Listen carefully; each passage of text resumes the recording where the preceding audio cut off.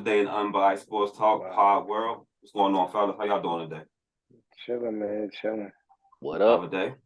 Dude, it's good. I'm excited about this. I'm excited about this. Off air, I saw the word debunked. I had to Google it. I said, "What the fuck debunk mean?" Hey, don't be using big words around. I'm trying to sit there and tell him he's like, I gotta looking this one up. I'm like, big words. Hey, I'm Marla. looking at him. I'm listening to him like Marla's trying to carry a conversation with me, and I am not listening because I'm on my phone trying to define debunk. I said, "Hey, what's debunk?" Can you imagine Ron trying to explain to me what you said? And he was like, yeah, Marlon's topic, he said, debunk something. I'm like, I'm not catching what you're saying. I got to go read it myself. Oh, my goodness. I can't wrap my head around him thinking debunked is a big word. No. I'm going to leave it alone. No, this is how it was. I said, that's the first time debunked has ever been read in my phone. And I said, I must research this. Don't say no more. Please, don't say no more. His phone put a squiggly lines underneath it. Yeah, let's go to the topic. Yeah. How about that? They're going to, that's when the little highlight should come up right there. They're going to pause for a second and mute us, okay? Okay, go on. Pause for a second. Oh, man. Oh, wow. First topic of the day, fellas. Yes, sir. We're going to go to the NCAA World Football. I'm with it. First, I got a question for y'all. Did y'all stay up Saturday night and watch the Colorado game? If I didn't have to wake up at 5 a.m., I would have stayed up, but I did watch it at 5 a.m. You know, as soon as you got up, you watched it. Okay, I respect that. But I had to. Obviously, everybody was on trying to catch that game, correct? Yeah. Apparently, if it's the 5th most viewed college game of all time. Say it with your hand. I'm not gonna put my hand up. There. Is it enough screaming for his hand? Golly. Yeah. Godzilla. Got him again. Be like, how many times was it? Be like, it was. My hand looks so small compared to your hand, bro. I just put it close to the camera. So back here is regular. It's a regular hand. I tried, but no. When the last time you guys stayed up to try to catch a college game, or when the last time you woke up first thing in the morning to watch a college game? I can't remember. I can't think of it. It's been a long time coming. Reggie Bush days, probably, right? I about to say Reggie Bush, Vince Young days. I don't think they didn't start that late though. I mean, but they were later games because they was on the West Coast, right? Yeah, they might have ended around 12. Yeah, I don't think I stayed up for any of those. Started at that time. I wasn't probably as. I mean, I know those games were going, and I probably wasn't as attracted to those games as I am attracted to Deion Sanders right now, which leads me to primetime effect, the Deion effect. When I say the Deion effect, what does that bring to your mind? Tell me, what do you think when you hear that? I would say, if I could start, go ahead. Oh yeah, I like it. Don't fight each other. There you go. I would say that for me, Deion effect is just, I think, what he's been able to do his entire career. Just the electricity, excitement he brings when he's on camera, when he's talking to the media. I think that's what you think about when you think of Deion in the past and what he's bringing now as a coach. Even though he's not playing on the field, he still brings that same level of excitement now that he's back in front of the cameras in mainstream media. Because again, we've still been paying attention to him over at JSU and some other folks even before that. But now that he's getting attention on a national level, playing with coaching Colorado, I think it's just his aura, his ability just to bring folks and bring eyes and attention to whatever he's doing. And so he's using his network, he's using the people that he knows to bring the attention to the program and give his exposure to his guys. So that's what I think about when you say Deion effect. Everybody can't do that. So everybody talking about other players, NFL players need to come and coach. Some people don't care about some of these other NFL players the way they do about Deion, just because again his ability to communicate. So everybody can't do what he does, and that's what I think about when you say Deion effect. Well said. Guess who's up next? Who's next? It's hard to follow that. Yeah, But I it was mean, well said. You know? since he's graced our screens, let's say that, he has been primetime television. Hence the name Prime, Coach Prime, Prime Time. Everything he does becomes a story. Before he even had Jackson State, he had his own TV show, which showcased his kids. So his kids are not strangers to being on TV. He's not a stranger to being on TV. This man has lived multiple lives in front of everybody, and it's nothing new to us now. Like the man literally told the team he wasn't going to do a test for them because he was going to be going in the draft before they got it to a pick. He knew from the jump he was going to be a starter. Man released a music video.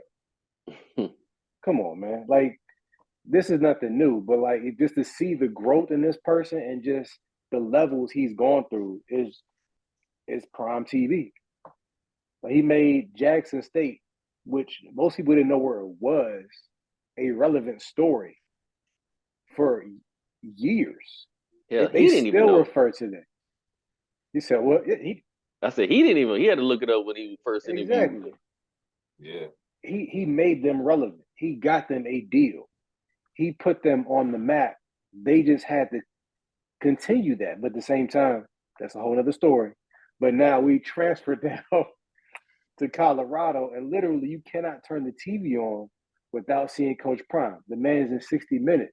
He's on ESPN, CBS, ABC. Like, everything he does becomes newsworthy because he not only is succeeding, but he's succeeding with class.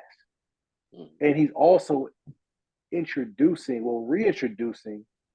old school methods within this. Like, he is not, somebody who is PC for most. No, he tells people straight up how it is. He's not sugarcoating anything, but he is saying it in the best, clean way he can. And he's just a likable person. When somebody is likable and people want them to lose just so they can lose because they've been a winner for so long, like it's his effect is undeniable. That's all I say about that.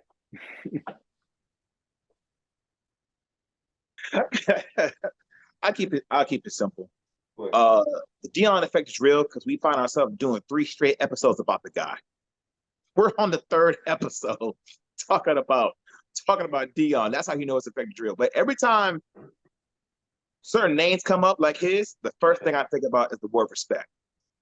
It's just like, he's one of the few people of sports history where you are not doing nothing. You're not moving the goalposts. You're really like almost in like of a awe type of moment, like, oh shit, that's Deion. Versus like everybody else, like, oh, okay, that's Austin Rivers. All right, okay, that's Doc Rivers. You know what I mean? But Deion is one of those few guys, almost like, I heard this podcast when Deion was on Ray Lewis podcast, and it was talking about Michael Jordan. And it was talking about how like people used to bring up Michael Jordan's name. And Deion even said, he said, that's that guy. He's like, sir, yes, sir, that's that guy. I think in a lot of people's minds when it comes to football, we're saying the same thing about Deion. We're like, oh no, that's that guy. Like, sir, yes, sir. Even myself as a DB, I have yet to find anybody remotely close to Deion's game. That's the Deion effect, though. When I think of the Deion effect, the fact that he has me at 10 a.m. watching college football to 2 a.m. in the morning, the fact that he has us talking about him over the last 3 to 4 weeks, probably more than that if we really think about it, probably just didn't choose some of those topics. The fact that I thought that my favorite player to ever watch was the last name Sanders. It was 2 of them, Barry and Deion. The fact that every time he does something that makes me just want to watch. It's an infectious type of charisma that we already know Deion is a businessman. We already know that Deion is a coach. Deion is striving to be a great father. Deion has welcomed us into his life, but Deion is one person, but Primetime is another. What Primetime has done is drawn everybody in. And it's the effect that you can see the ticket sales has gone up. how did we just go from 1-11 to the highest ticket sales? We can talk about ticket sales, but to me, it looks like the Colorado Buffalo game is the place to be. If you haven't been at the Colorado Buffalo game yet, then you ain't even nobody. That's how the effect that I'm getting from, like, every week. It's like, oh, he was there, or they was there, or it was the effect that he is also having on these kids. Because I'm drawn in, but I see these kids are drawn in, and what he's doing has been transferable because he didn't do it one time. He was coaching at high school, he was successful. Let's go back. He was playing in high school, he was successful. He was playing in college, he was successful. He was playing in NFL, he was successful. He was playing in the Major League Baseball, he was successful. He was successful in almost everything he has done. I'm not going to say that anybody can be Deion, because Deion is one of a kind. Is he opening doors for the opportunity for somebody else to come in and get other opportunities that maybe we didn't have? Yeah. But Deion is a showman. And there hasn't been that many, even in sports, like him. So for him to put what he's putting together, I just got to give him a salute, because I'm drawn in. You got me watching college football like I'm 14 again. Like, I'm on my phone in the middle of a function, phone up, everybody's tuned in. The whole function is not even a function anymore.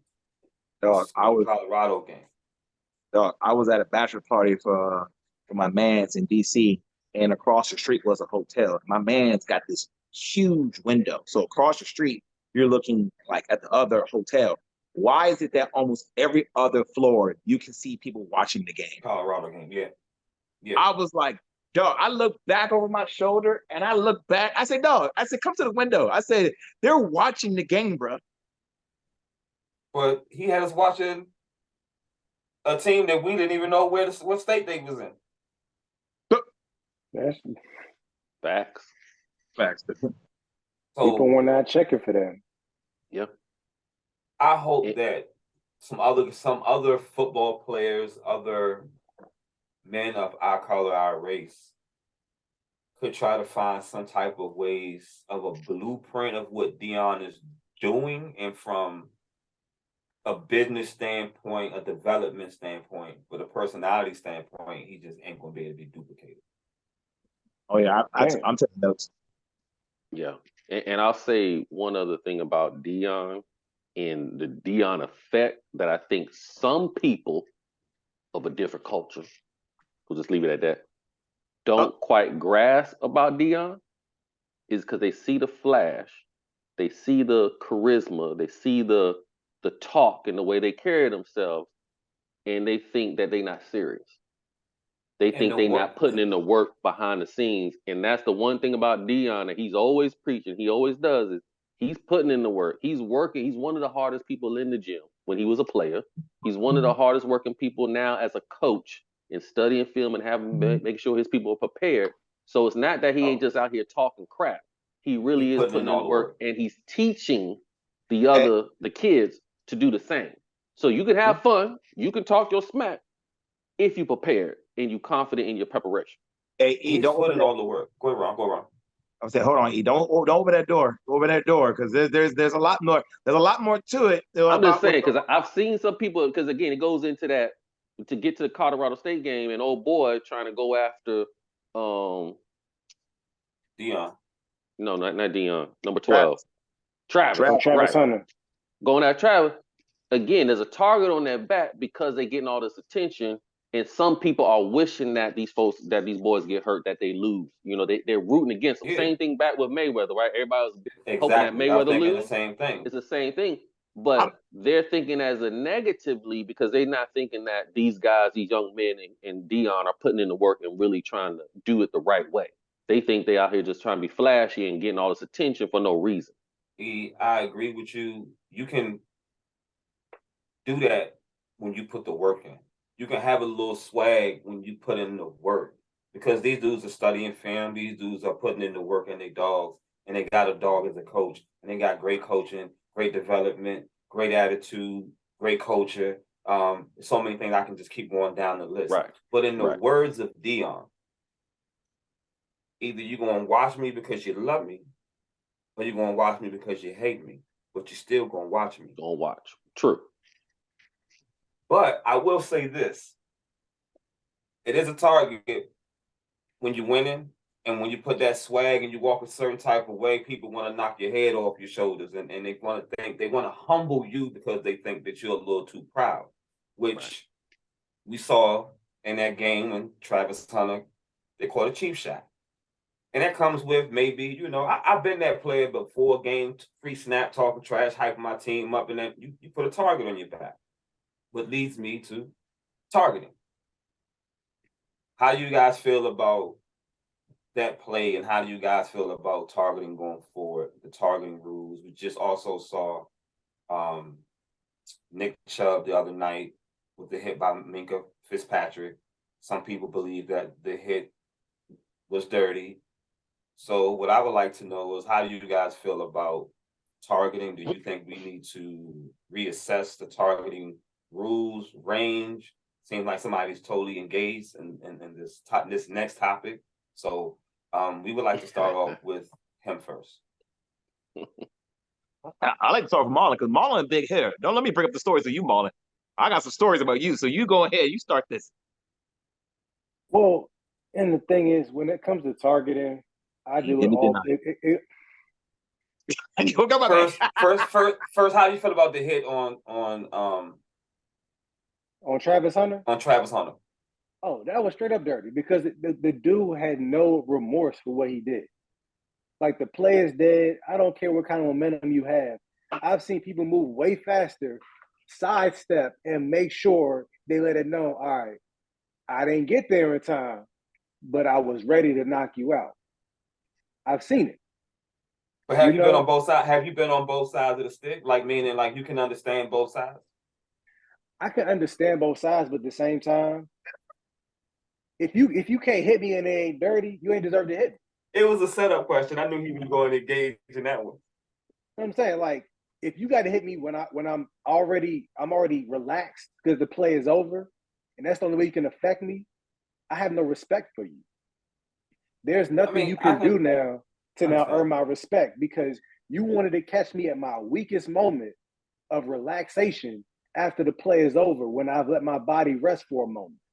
I would respect it if it was in the game of play. Yes, if I'm in the game of play, inbounds, holding the ball, and my everything is activated, and you did that same kind of damage, I could respect you. But question, Marlon, for you, why you here? What did you think about the Chubb hit? I mean, like I said, those are in an active play. I'm torn, because people change their levels so hard. So if I'm a running back and I lower my head, my shoulder, and it becomes a different kind of hit now, where his helmet would have been at my chest, but now we're helmet to helmet, it's a different hit. If he came in and he did everything he could to have avoided knocking me out through my helmet, that's a whole nother hit. But if he came in like OG Rodney Harrison, like straight up helmet to helmet, like a missile. OG Rodney Harrison? Yeah. Because he look, if he was in the back, like if he was deep, he was taking your head off, helmet to helmet. He led with the crown. Football. He led with the crown, and he was going to knock you out. I swear he had like a metal plate up there, because he would walk out the next play and let that happen to him. But whoever he hit was gone. So Ron, it all comes down to that. Go ahead, Ron. You look charged up. Go ahead. I do, because I had time to really think about this, and I actually had a debate with my client about the hit about Nick Chubb, and it circled back to Travis Hunter, and I actually had to reassess my thoughts about the hit. Was the hit a cheap shot? Absolutely. Have I seen worse? Absolutely. And which one? Which hit? You saying it's cheap? Well, Travis Hunter. Travis Hunter, I've seen worse. Major, so you're saying that Travis Hunter is the cheap shot, but what about your Chubb shot? What are you saying about Chubb? Honestly, I think that's fair. Only just because this is the only time I would really say this. I don't really say this much. You really would have to be in that position as a safety to really understand how fast this dude's hitting that hole to come to you. And because of this now, because of all the rule changes and stuff, a lot of times if a guy's like right here, my first thing is just to get you down.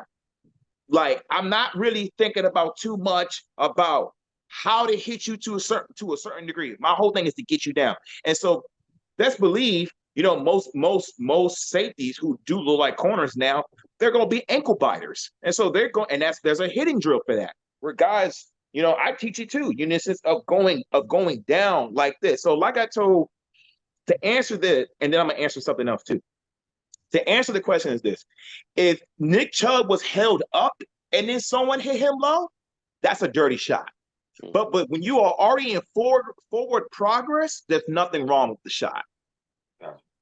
You mean? Now, to circle back to Travis, something that Marlon said, to be honest with you, if I was the Colorado State's teammate, I wouldn't have a problem with that hit. I wouldn't have a problem with the hit because I guess it's a preference thing and probably, it's a preference thing. It's setting the tone. It's setting the tone in the sense of what type of ball game that you're about to be in. Because I'm not nullifying what you're saying, Marlon, in the sense of somebody having a relaxed body, but at the same time being back there, it's still one of those things where I could have actually done worse and leave my body off the floor to hit you out of bounds. Instead, I just rammed into you. But my biggest thing that gets on me is this: as y'all as players and coaches, how is that the referee who's on my sideline calling all the flags did not get that player ejected? And I've seen players this weekend in college football. Make sure y'all see down there where people are getting ejected for less. That was a blatant hit. Ball was already down on the floor. You called it a personal foul, but you didn't even bother to go hit the review button to say that's target. And that's why I say, like, okay, I think it's time to start to do a whole reevaluation about what target is, because I personally think these targeting rules is more so affecting defensive players than offensive players. I stand by this. If DeMar Hamlin was 215, and we going by a little bit about old school, T. Higgins will never do no route across the middle. And as you saw with the hit with DeMar Hamlin, he actually kind of led up too, because again, there's this judgment call of how I want to hit you, because there's this judgment call and this is how that's going to affect my pockets when I hit you. Versus in college, the judgment call in college is this: if I hit you, I don't play the first half of the next game. Going to cost me that much, so it's not going to be that much of a thought process for me. So it's not going to make me think too much. You can't think too much when you're on that football field. So especially a deep defender. No, I think you guys bring up good points, and again, I'm with you. The rules that they put against the defense. I'm obviously never been in favor for as a defensive minded type of person. I want to see the defense have all the tools they can to play good defense and be fair across the board on what they're allowed to do to counter what the offense is doing. So I feel like the rules right now are skewed in a way that it makes it a little bit harder because, like you said, now as a defender, I'm thinking about how I got to hit you and where I can hit you, especially in the NFL. You second guess yourself, you slow down. And when you slow down, you make mistakes.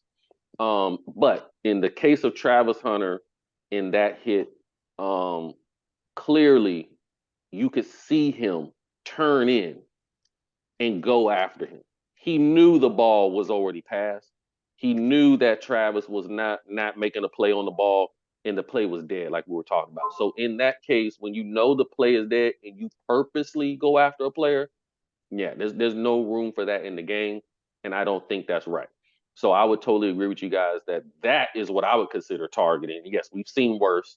So that's not the worst we've seen. But it's still, I would consider that target. Like we were talking about with Chubb, it's in the play of the game. Like you said, the running backs get so low. You're trying to get low, especially if you're smaller than the guy trying to tackle him. So I wouldn't consider that a targeting type thing. You're just trying to make a play. So when it's in the game, in the rules of the game, I mean not rules yet, in the lines of the field, in play, and before the whistle is blown, I don't have too many issues with how a defender takes down the offensive player, even a QB. And that's just me personally. But I know, the NFL has put a lot of rules to protect the QB. I don't give a care. You on the football field, you gotta get hit. So they like to want to protect them because I get it. They make a lot of money. They're a franchise. But that's just how I think about the game as a defender. You on the football field, you're gonna get hit. If it's after the whistle's blown and clearly somebody's not making a play on the ball, you shouldn't be going after them trying to hit them. Even when you're talking about like kickoff and stuff, somebody's looking away and you just come in and blindside them, take them out. Like that's uncalled for. You don't need to do that. It's not necessary. But that's just me. Yeah, right. Blue. Well, I agree with everything y'all said. I totally agree with. When it comes to the Colorado game, I would say that when it comes to the Colorado game, that shot was definitely a cheap shot. It was targeting. You can clearly see that it was how many steps. You can clearly see that guy knew the ball wasn't there and how he came around his man to hit him. And I don't know if any of y'all ever been hit with your arms up, reaching for the ball, and all this is free. Like I can see if I caught the ball and braced. I ain't even know like that shot was just kind of real dirty because it was like being caught in that position is just rough. You feel me? This guy's gonna miss out on a few games, on 3 weeks, on a few weeks on a play that I feel like it was just a little uncalled for. Under the whistle, do your thing. Right. When it comes to the Chubb hit, wasn't the best thing to watch. I've seen worse. But as you guys already stated, with all the rule changing, it's very hard to be a DB and a linebacker and to accurately do your job. If I'm moving almost 100 miles an hour and I got to try to make a decision of how I'm going to kill something, but I'm already in kill mode, but then I got to stop and go, measure this target. That target also changes while I'm changing my target zone. And then I got to worry about, not hitting him and getting a penalty, getting ejected out the game, getting fined, hurting myself. Because he said, it's never good to slow down. I was always told it's never good to hesitate. Mm-hmm.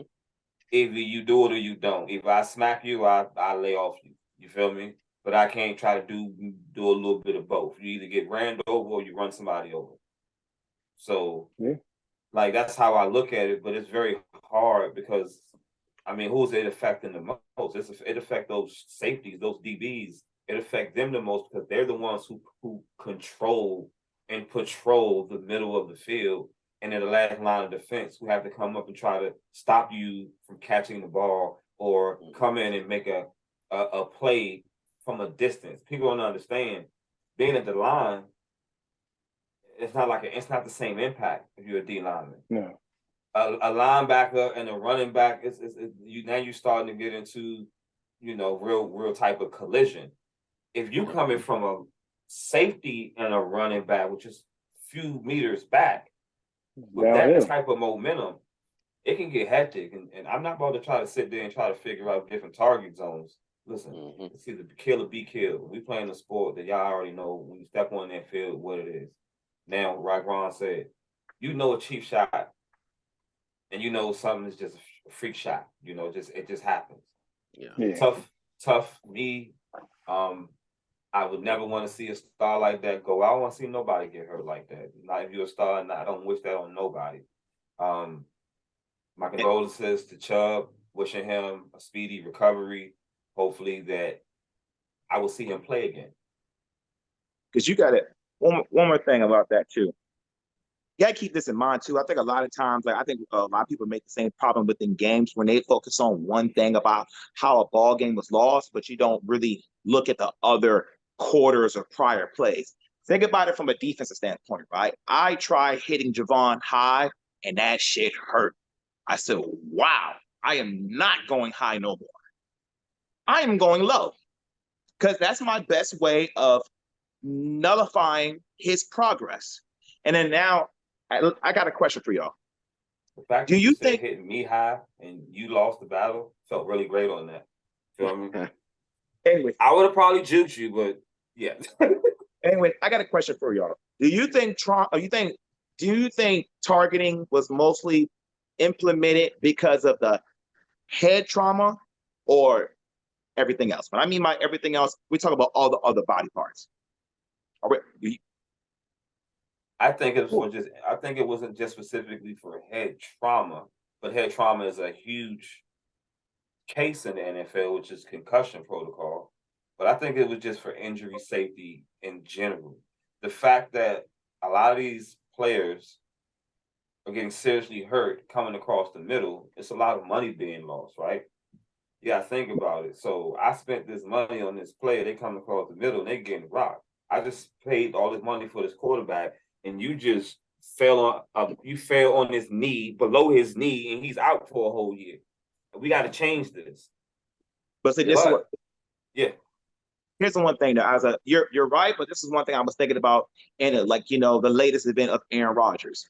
Aaron Rodgers blows his Achilles. They're now talking about tearing up the turf and putting down grass. So it draws my memory in the sense of T.O., horse collar, what got broke? His ankle. Tom Brady, the rule about the legs and everything. His ACL got torn. I can name some other things. The Carson Palmer rule. The Carson Palmer rule. I'm asking myself as a defender, then where can I hit you then? Because if I hit you here, you're out for the season. And then if I hit you high, I get fined. And then now I look like what they call Ryan Clark? A headhunter. A headhunter. Headhunter, yeah. I look like a headhunter. So you mean help me out, because it just seems like more so this is more so, hey, let's go ahead and play flag football then. Yeah. So you have to get your numbers. I mean, but they grooming them like that from Little League now. So if they grooming them like that from Little League now, it's kind of changing a little bit. So the fact that what we grew up on is different. You feel me? We grew up on, it was gridiron football, Little League, high school, NFL. Then the NFL changed. And so on as the college, and so on as the Little League. And then there's more flag, and then it's parents not allowing their kids to play football as early as we used to, and kind of keeping their kids away from the contact sports. And I understand, listen, football is a tough sport. You can die doing cross country. You can die doing anything. I mean, to me personally, I'm Black. Walking outside is tough. So if you're telling me that you're gonna pay me money, just go outside and do a tough job, I mean, it's worth the money. It's worth what it is if you invest your money in what you do with your money. You feel me? Yeah. So you're getting the opportunity, but I understand the rules. I understand the business. I understand I have to protect my merchandise. I understand the whole concept of it. It is very difficult because somebody has to suffer when things change in this way. And this sport that we play is getting faster. So it's going to be very hard for me to tackle. But as you notice, it's getting faster, but they're getting smaller. Oh, yeah. We're not talking about from a physically strength size. Safeties are not as big as they used to be. Linebackers is not as big as they used to be. Now, some of the linemen are very freaky. They're still big, but they're taller and faster, but they're not just 6'1", 350, 6', 300.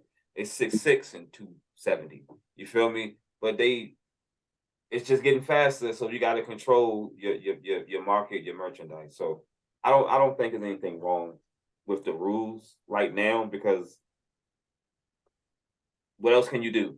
I mean, I would love to go back to the old school rules, but for right now, if it was old school, Believe me, these soft dudes in these eras, we wouldn't be watching no football because everybody be broke. But and that's what I'm saying. When you talk about injury, and if they were really concerned about protecting players and player safety, because at the end of the day, it's what Javon's talking about. It's about the money. It's about the business. So I'm trying to protect my investment. I want my star players on the field. That's the only reason these rules exist. Because if they were truly concerned about player safety, you would have guaranteed contracts. You would have lifetime health insurance, right? To take care of these players. You trying to start a whole nother topic for their entire life if you truly cared about their health, because you know they're going to get hurt. This is a violent sport. You playing football, it ain't flag football. You're going to get hit, you're going to get hurt. So if you care about their safety, why are you finding me for something that I can't control? Exactly. Hey, go ahead and pop your collar, E. Yeah, you can miss me with that whole player safety crap. It's not about that. At the end of the day, it's a business.